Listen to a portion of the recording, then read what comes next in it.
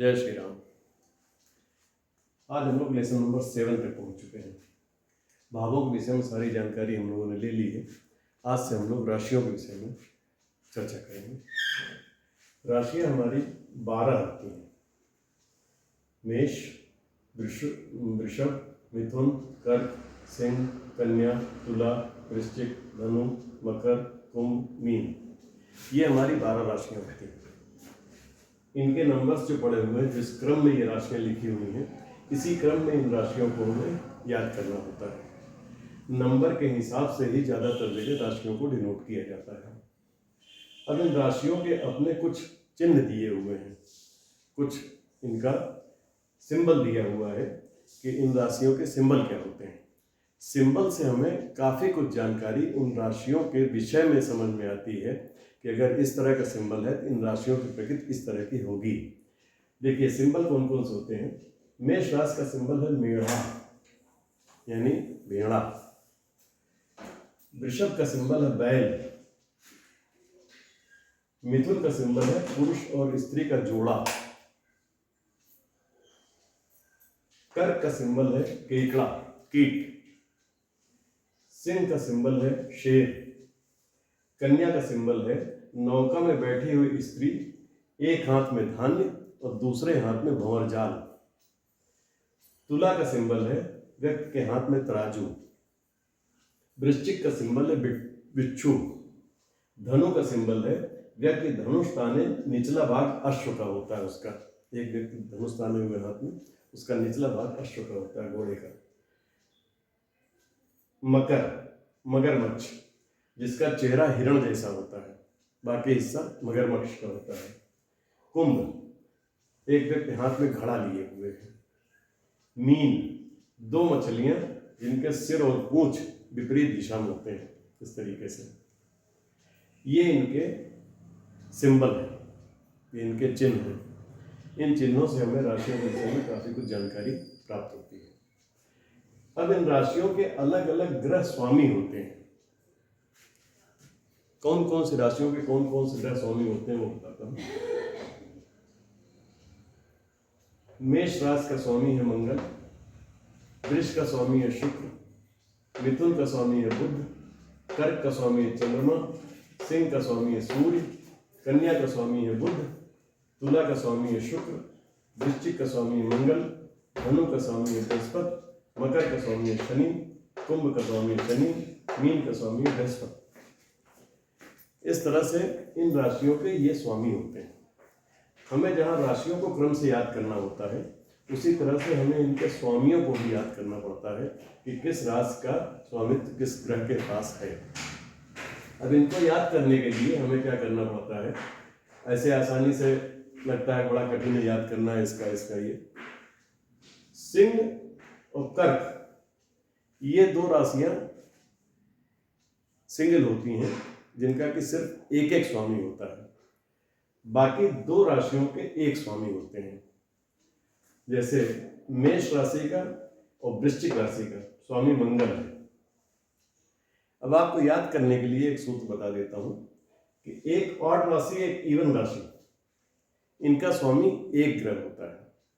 जैसे 1 8 का स्वामी मंगल मेष वृश्चिक का। वृषभ तुला यानी 2 और 7 का स्वामी शुक्र। 3 नंबर मिथुन और 6 नंबर कन्या, इसका स्वामी बुध। ये देखिएगा कि एक ऑड एक इवन राशि है। सिंह का स्वामी सूर्य और कर्क का स्वामी चंद्रमा, इनकी सिंगल राशि के स्वामी सिंगल स्वामी होते हैं। धनु और मीन, इनका स्वामी है बृहस्पति, एक ऑड एक इवन। मकर और कुंभ, इनका स्वामी शनि, एक इवन एक ऑड। इस तरीके से इन राशियों के ये स्वामी होते हैं, इन्हें भी हमें याद रखना पड़ेगा। अब आगे आते हैं कि राशियों की प्रकृति कैसी होती है।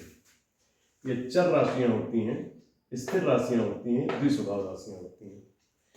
चर राशियां जो होती हैं, चर राशि के लग्न वाले जो भी व्यक्ति होते हैं, ये हमेशा चलायमान रहना चाहते हैं, बहुत एक्टिव होते हैं।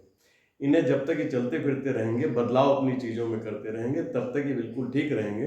अगर इन्हें स्थिर कर दिया जाए, इन्हें बदलाव से मना कर दिया जाए, तो ये डिप्रेशन में आ जाते हैं। इन्हें बदलाव बहुत पसंद होता है। स्थिर राशि, स्थिर राशि के स्वामी जो होते हैं, स्थिर राशि से प्रभावित जो व्यक्ति होते हैं, ये लोग स्थिरता को पसंद करते हैं। ये लोग जिस काम में हैं उसी काम में रहना पसंद करते हैं। बहुत अच्छी बात है। लेकिन निगेटिव बात इनके साथ क्या है, ये बड़े अड़ियल और जिद्दी होते हैं अपने स्वभाव में। इन्होंने जो ठान लिया वही नहीं करना है। द्विस्वभाव राशि, द्विस्वभाव राशियां जिनकी होती हैं, ये लोग परिवर्तित होते रहते हैं। ये चर के भी गुण इनमें होते हैं, स्थिर के भी गुण इनमें होते हैं। ये अपना एक काम को कर रहे हैं, बदलाव को मूड आया बदलाव कर दिया, नहीं कर रहे हैं कोई बात नहीं है। इसी तरह से राशियों के तत्व होते हैं, अग्नि तत्व, पृथ्वी तत्व, वायु तत्व, जल तत्व। ये 12 राशियों को, 3-3 राशियों को एक एक वर्ग में बांट दिया गया है। अग्नि तत्व की राशियां हैं 1, 5, 9। 1 यानी मेष, 5 नंबर सिंह, 9 नंबर धनु। ये राशियां अग्नि तत्व की राशियां हैं। अग्नि तत्व की राशियों के जो स्वामी होते हैं, ये लोग अथॉरिटेटिव नेचर के होते हैं। मेरी सुनो, मैं जो कह रहा हूँ वही सही है, बाकी सब गलत है, किसी की बात नहीं सुनते। पृथ्वी तत्व की जो राशियां होती हैं 2, 6, 10 यानी वृष, कन्या, मकर, इन राशियों के जो स्वामी होते हैं, ये लोग बड़े प्रैक्टिकल होते हैं। इनकी अप्रोच जितनी होती है बड़ी प्रैक्टिकल अप्रोच होते हैं। वायु तत्व की राशियां, ये लोग बड़े इंटेलेक्चुअल होते हैं। ये सोच के, समझ के, विचार करके, कायदे से किसी भी काम को करते हैं। जल तत्व की जो राशियां होती हैं, ये लोग बड़े इमोशनल होते हैं। इनका ये स्वभाव होता है। विषम राशियां कौन कौन सी होती हैं? 1, 3, 5, 7, 9, 11। सम राशियां कौन सी होती है? 2, 4, 6, 8, 10, 12। ये राशियां विषम और सम होती हैं। विषम राशियां जितनी होती हैं पुरुष राशियां कही जाती हैं, और सम राशियां जो होती हैं स्त्री राशियां कही जाती हैं। राशियों का एक वर्गीकरण ये भी है। अब ये राशियों के वर्ण जो होते हैं, वर्णों में बांटा गया है राशियों को, ब्राह्मण, क्षत्रिय, वैश्य, शूद्र। ये जातियों के आधार पर नहीं, कार्मिक आधार पर वर्ण बनाए गए थे, उनके हिसाब से उनको बांटा गया है। ब्राह्मण 4, 8, 12 यानी कर्क, वृश्चिक, मीन, यानी जल तत्व की राशियां, ये ब्राह्मण वर्ग को डिनोट करती हैं। क्षत्रिय 1, 5, 9 मेष, सिंह, धनु, ये अग्नि तत्व की राशियां हैं, ये क्षत्रिय वर्ण को दी गई हैं। वैश्य 2, 6, 10 वृष, कन्या, मकर, ये पृथ्वी तत्व की राशियां हैं, ये वैश्य को दी गई हैं। शूद्र 3, 7, 11 ये वायु तत्व की राशियां जो होती हैं, ये शूद्र को दी गई हैं। ये इस तरह से इनको, इन राशियों को वर्णों में बांटा गया है। अब ये देखिए कि अग्नि तत्व की जो राशियां होती हैं, ये पित्त प्रधान होती हैं। वात, पित्त, कफ, आयुर्वेद में ये 3 चीजें होती हैं। इसी 3 से हम बीमारियों का पता लगाते हैं। उसी हिसाब से इन राशियों को भी इन्हीं तरह से वर्गों में बांटा गया है, ताकि जो है बीमारियों के विषय में जब भी हमें जानकारी करनी होती है, तो राशियों के आधार पर भी हमें काफ़ी कुछ पता चल जाता है। अग्नि तत्व की राशियाँ 1, 5, 9 ये पित्त प्रधान होती हैं। पृथ्वी तत्व की राशियाँ 2, 6, 10 वायु प्रधान होती हैं। वायु तत्व की राशियाँ 3, 7, 11 ये मिश्रित गुणों वाली होती हैं। जल तत्व की राशियाँ 4, 8, 12 ये कफ प्रधान राशियाँ होती हैं। ये हमें आयुर्वेद में बहुत काम आते हैं। अब इनकी दिशाएं भी हैं। 1, 5, 9 अग्नि तत्व की जो राशियां होती हैं, इनकी पूर्व दिशा को डिनोट करती हैं। ये पृथ्वी तत्व की जो राशियां हैं, पृथ्वी तत्व की जो राशियां हैं, ये दक्षिण दिशा को डिनोट करती हैं। 2, 6, 10 वायु तत्व की राशियां 3, 7, 11 ये पश्चिम दिशा को डिनोट करती हैं। जल तत्व की राशियां 4, 8, 12 ये उत्तर दिशा को डिनोट करती हैं।